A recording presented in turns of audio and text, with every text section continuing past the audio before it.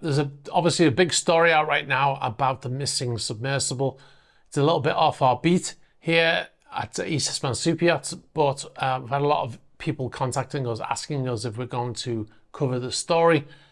It's all over the news right now, but we thought we'd give you some information and some observations that haven't been missed by the mainstream media as well. Okay, in the unlikely event that you haven't already seen this story, a submersible went missing diving to the Titanic wreck with 5 people on board.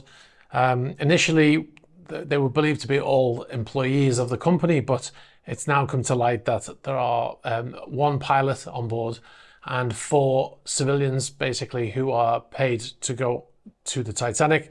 One of them being the British-born billionaire Hamish Harding, who's the chairman of private plane firm Action Aviation. Another one is the founder of OceanGate himself. That's the company that does the trips down to the Titanic. And his name is Stockton Rush, and he's believed to be on board. And there's also the teenage son of another paying passenger. Now, the vessel at this moment that we film this has been missing for, since Sunday. So yeah, it's now Tuesday. So they've got about halfway through their oxygen supply, assuming that they are still alive. The vessel went missing, as we said, diving on the Titanic, and that is about 347 nautical miles southeast of Newfoundland in Canada, which is about 400 regular miles or 640 kilometers. Now, there's been a little bit of confusion about the type of vessel that this is. A lot of people call it a submarine, some people call it submersible. Now, the correct terminology for this vessel is a submersible.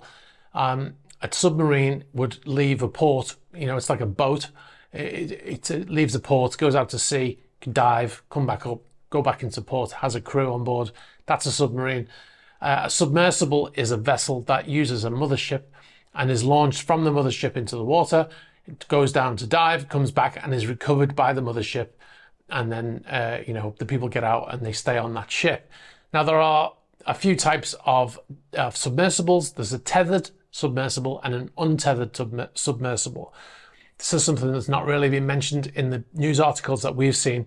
A tethered submersible obviously has a tether connected to it.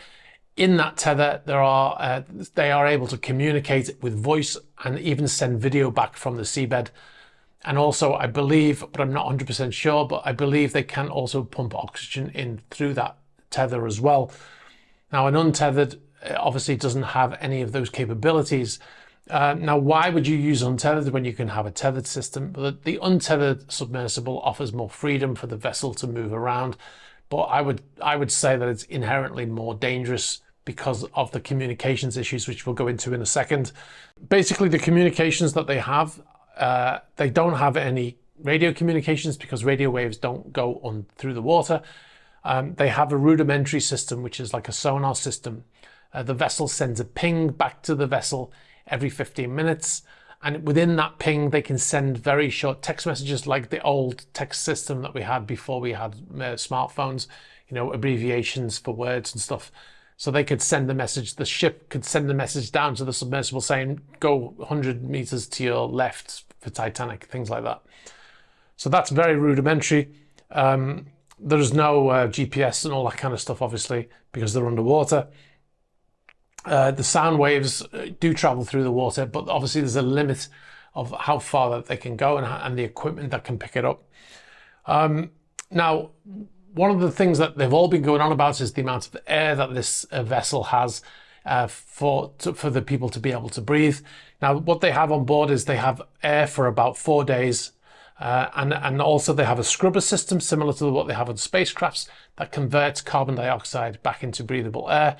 They also have backup scrubbers, and they also have, for the final, emergency, they have scuba tanks underneath the floors, in the floorboards in there, so they can lift the floors up and they can pull out some scuba tanks and use those for breathing. One of the things that hasn't really been mentioned is how much water they have. Human body can only survive about 3 days without any water. So, that is equally as important, if you've got no water on board. Now, from what we understand, they each took on a canister of water. The dive itself was meant to last about 8 hours. So I think it's 2.5 hours down, 3 or 4 hours on the surface or on the seabed, and then 2.5 hours back up again. And they lost communication around 1 hour and 45 minutes on that dive. And obviously the dive was to 12,500 feet, which is 3,800 meters down. Now, what most likely has happened, well, obviously it's all conjecture at this point. There could have been a power loss, which would have cut off the communications. They have, according to one report, 7 types of redundant systems on board to refloat this vessel if they get into trouble.